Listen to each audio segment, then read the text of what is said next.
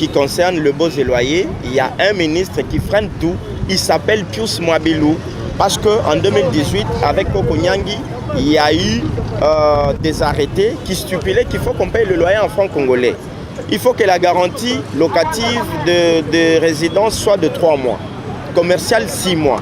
Que la commission que nous payons, que nous prenons en charge 100% de nos locataires, soit partagée 50 pour le bailleur, 50 pour le locataire. Et les 100% revient aux commissionnaires. Des choses qui ne sont pas faites. C'est la raison pour laquelle nous sommes là pour manifester à ce que la loi soit respectée. Et si la loi n'est pas respectée, les arrêtés ne sont pas respectés, nous demanderons au chef de l'État, le garant de la nation, le garant des institutions, à prendre une décision pour railler sur le nom des ministres, ces ministres plus Mwabilou. L'urbanisme et habitat, asalela mayemibeko ya mboka elobi. Ofuta ndaku na monnaie na biso local, c'est-à-dire ndaku il faut ifutama na franc congolais. Garantie locative selon mibeko eza ya 3 mois, mais tokomona na Congo, ozala lopango na yo, ozofutisa garantie ndengo 12 mois, 10 mois, 8 mois. C'est que tozana jungle oyo mutu na mutu, il faut ça la makambu na endenga lingi. Tozana memo ya komona ke réellement agriculture na mboka na biso, surtout agriculture familiale, et comment négliger. Donc on est comment négliger, to lingi pe to faire voir, to faire entendre voix na biso. L'unique occasion ya ko faire entendre voix na biso, ezali photo le kananzela ya marche. Toke est une erreur to pesa ki déjà. Tozo keneti na niveau ya batete la, to kotiti na palais de la nation. To tiki memo na biso dans les camps pour que na agriculture na 10% balobaki ya ko bakisa biso na budget et bakisa pour que esunga pe agriculture familiale. Mais pas na biso awa. Financement malonga na agriculture familiale les athées. Yango toye awa pona kosenga d'abord reconnaissance ya agriculture familiale et puis l'état pesa ba moyen pour na agriculture wana koka ko ça ça ba na mboka et pesa misala et ça la kemboka na biso etamola. Toza classé na pays oyo baloba que 80% des populations il y a raté à sa fin. Donc il est temps qu'il est l'eau to meka ko inverser tendance wana avec la vision du chef de l'État na biso lo bakike to ça la revanche ma belé sur le sous-sol. Biso toye na cadre wana pour encourager chef grâce à la présence il y a 12 millions il y a agriculteurs congolais, 12 millions de paysans, 12 millions de nationaux au balobi que ce soit biso ba moyen ne fût-ce que un hectare à chacun de coquilles qu'on produit en mboka 60 millions de tonnes de produits alimentaires.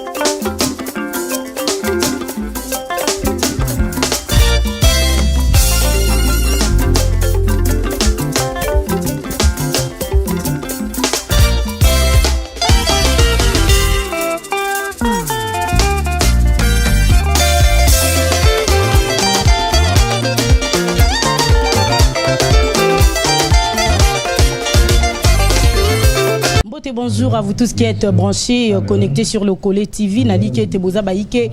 Libosa ba etandokia na bino et na tombe bino boye malamu na magazine les réveils. Tolobi les réveils magazine permettra bino boye ba qu'est-ce qui se passe na République démocratique du Congo. Na souci ya osepeli sabino tokenda rolukila bino ba information poto informer bino à temps réel. J'ai dit un très grand merci à Igo Malela Maboko Tripoza na si ma caméra. Merci na Maldini Mayanga. Tolobi les réveils à mon kola lelo tozana esengo. Esengo ya nini tobi tozo tambola toyoka bande ko ba mama ba papa bayaya balingi baloba nini bayeli biso message nini par rapport à mboka ba mama bafutelaka ba papa batekaka badendo ba mama mususu pe batekaka bazo déclarer nini bazo lela nini souci na bango eza nini bazo lela nini pa bakonza mboka na ebité tozo tamwa na Igo Malela toyoka bango souci na bango eza nini po biso ana le collectif tolobara musala et les kamaloba nebele sans plus tarder Igo Malela toleka. Les arrêtés également qui concernent le beaux et loyer, il y a un ministre qui freine tout, il s'appelle Pius Mwabilou parce qu'en 2018 avec Koko Nyangi, il y a eu des arrêtés qui stipulaient qu'il faut qu'on paye le loyer en francs congolais. Il faut que la garantie locative de résidence soit de 3 mois, commerciale 6 mois, que la commission que nous payons, que nous prenons en charge 100% nos locataires, soit partagée 50 pour le bailleur, 50 pour le locataire. Et les 100% revient aux commissionnaires, des choses qui ne sont pas faites. C'est la raison pour laquelle nous sommes là pour manifester à ce que la loi soit respectée. Et si la loi n'est pas respectée, les arrêtés ne sont pas respectés, nous demanderons au chef de l'État, le garant de la nation, le garant des institutions, à prendre une décision pour railler sur le nom des ministres, ces ministres Pius Mwabilou, ou lui-même, tout bonnement, de bonne foi, et pour qu'il soit respecté, qu'il démissionne. Et on avertit le futur ministre, parce que c'est dans pas longtemps, que ce futur ministre sache que quand il viendra, nous allons le visiter, parler avec lui, nous entretenir. S'il ne respecte pas, nous allons faire tout qu'il soit dans le même rang que Pius Mwabilou et qui part. On ne va pas se limiter que là.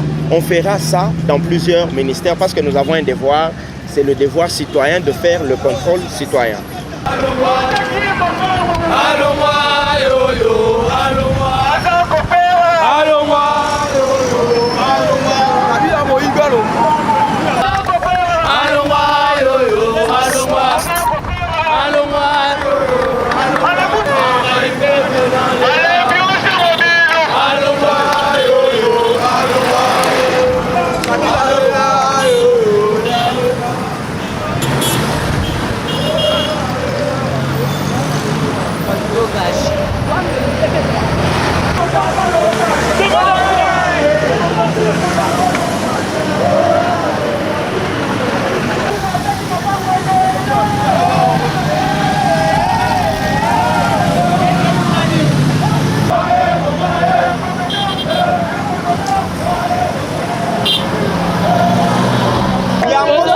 na ministre na biso ya urbanisme et habitat asalela mibeko ya mboka elobi kofuta ndaku na monnaie na biso local, c'est-à-dire ndaku il faut ifutama na franc congolais.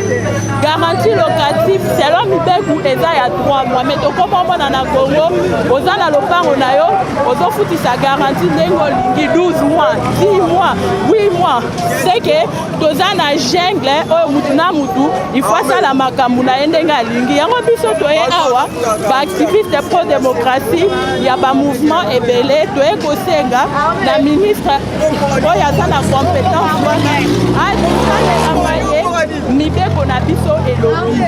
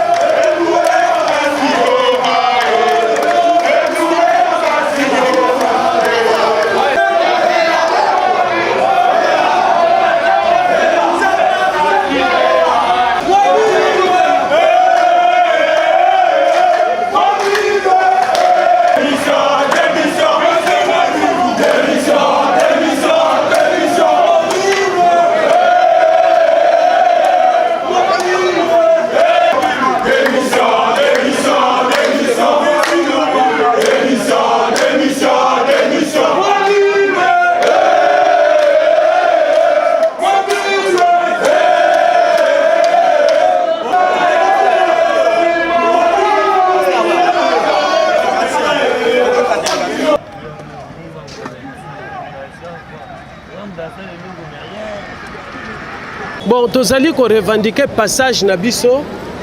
Tozali bloqué par agent de l'ordre awa. Yango wana tozo senga ke ba libérer biso po to koma na biso ke zali prévu que to koma. Donc marche na biso ezali na ordre ya sensibilisation ya agriculture na mboka oyo. C'est-à-dire à travers marche oyo tozo pesa information na bao nyonso ba ibe agriculture te. Bakozwa courage ya kosala bilanga parce que mingi na kata vila Kinshasa awa bozo mona ba paresseux baza ebele. Bayebite ndeni basala bilanga. Mais à travers marche oyo ekolakisa baninga na biso ekopesa bango courage ekomotive bango bazala pe na posa ya kosala bilanga ba rejoindre pe biso tozala pe ebele po na botombwami ya nkita ya mboka. Na minute tozali awa tosalaki ba démarche na ba instance nyonso tomonaki ministère d'agriculture mikande ezali ba niveau nyonso même gouverneur de la ville ba makamu nyonso mais tozo comprendre te na niveau oyo tozali bloqué mais sinon instance nyonso baza déjà informé biso na agriculture tokoko sala démarche te sans que bango bakonza mboka bazala informé te.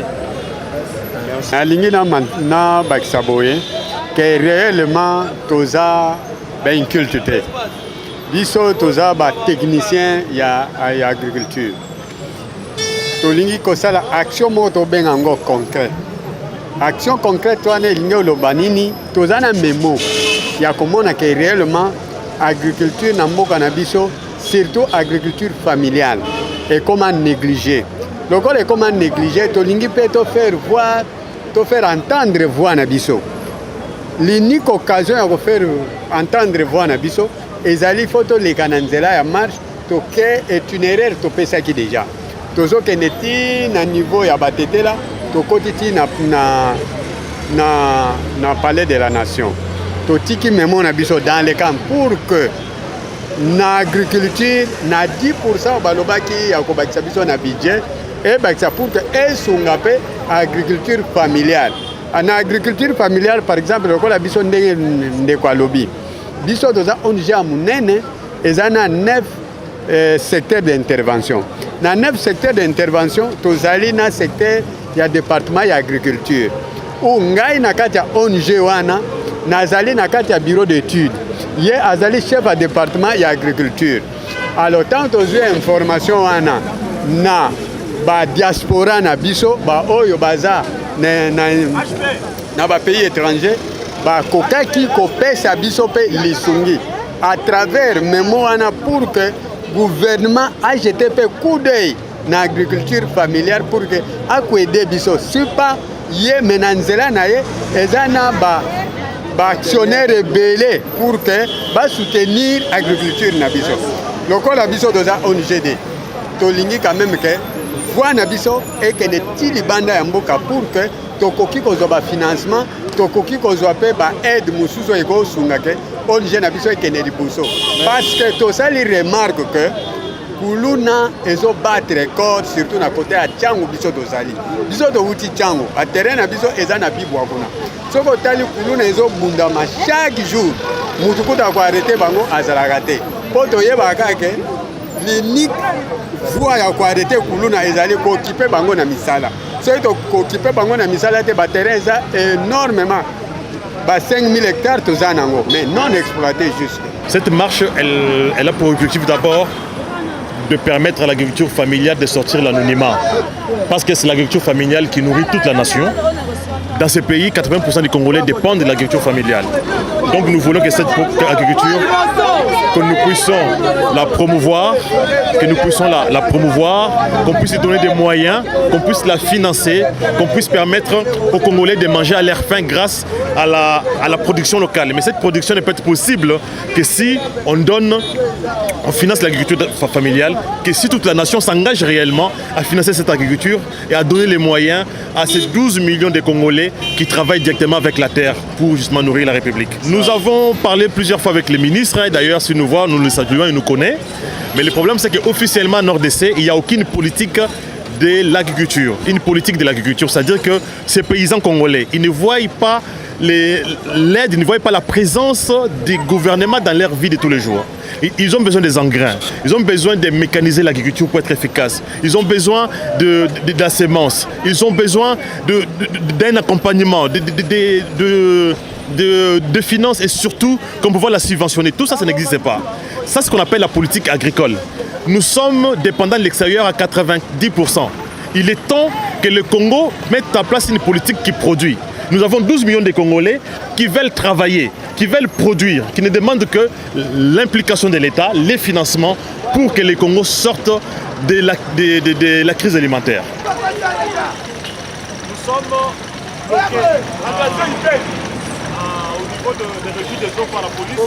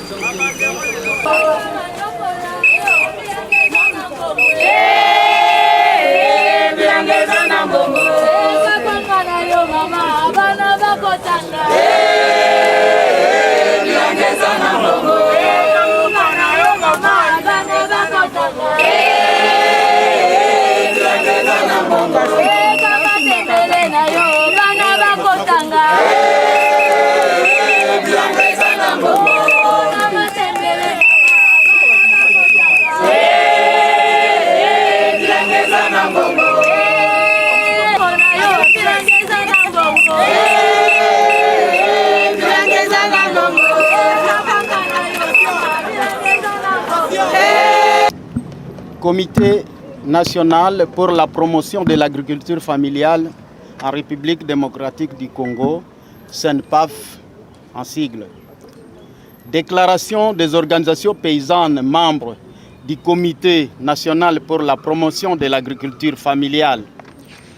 Excellence, Monsieur le Président de la République du Congo, chef de l'État, avec nos hommages les plus déférents, nous, délégués des organisations de professionnels agricoles, membres du Comité national pour la promotion de l'agriculture familiale, CNPAF en sigle, en vaut le réel plaisir de présenter à ce jour mémorable notre mémorandum pour présenter les préoccupations profondes de plus de 12 millions de producteurs agricoles familiaux que nous représentons à travers nos 3 organisations, la Confédération nationale des producteurs agricoles du Congo, la CONAPAC, l'Union nationale des agriculteurs du Congo, l'INAGRICO, la Confédération paysanne du Congo, principal regroupement paysan, COPACO-PRP, accompagné par le SENADEP, les PREFED, PRODES, la CONAFED, l'INADES et la Fondation Kibasa Maliba, Impact 1000 jours, associés comme grande puissance au centre de l'Afrique entière et pourquoi pas une puissance mondiale. Excellence, Monsieur le Président de la République, chef de l'État, nous sollicitons officiellement une audience au cours de laquelle nous pourrions vous expliquer à long et à large nos préoccupations et nos différents programmes. Espérant que ce mémo racontera votre assentiment, nous vous réitérons, Excellence, Monsieur le Président de la République, nos engagements à nourrir la République démocratique du Congo avec des Made in Congo par l'agriculture familiale et sollicitons votre soutien.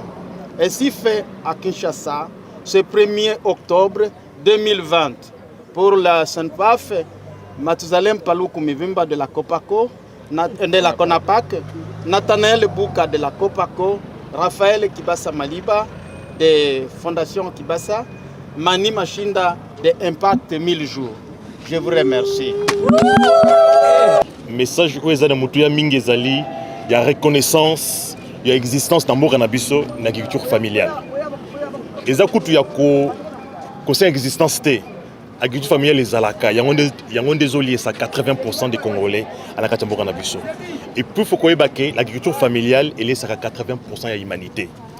bagriculture nyonso bomona na mokili ezali agriculture familiale bakosa biso te bagriculture wana mokili eza familiale et puis eza financé na bagouvernement ya mboka na bango mais pas na biso awa financement malonga na agriculture familiale eza te yango toye awa mpona kosenga d'abord reconnaissance ya agriculture familiale et puis l'état apesa bamoyen mpona agriculture wana ekoka kosalisa bana mboka epesa misala esalaka mboka na biso etambola toza classé dans le pays où il y a 80% des populations il y a à sa fin. Donc il est temps qu'il est l'eau, tout mais qu'on inversé tendance wana avec la vision du chef de l'État Nabiso Lobakike, donc ça la revanche ma belé sur le sous-sol. Biso toye na cadre wana pour encourager chef grâce à la présence il y a 12 millions il y a agriculteurs congolais, 12 millions de paysans, 12 millions de nationaux au balobi que ce soit moyen ne fût-ce qu'un hectare à chacun de coquilles qu'on produit en Amboka 60 millions de tonnes de produits alimentaires. Il y a un lobby qui est toujours ne bossing mingité.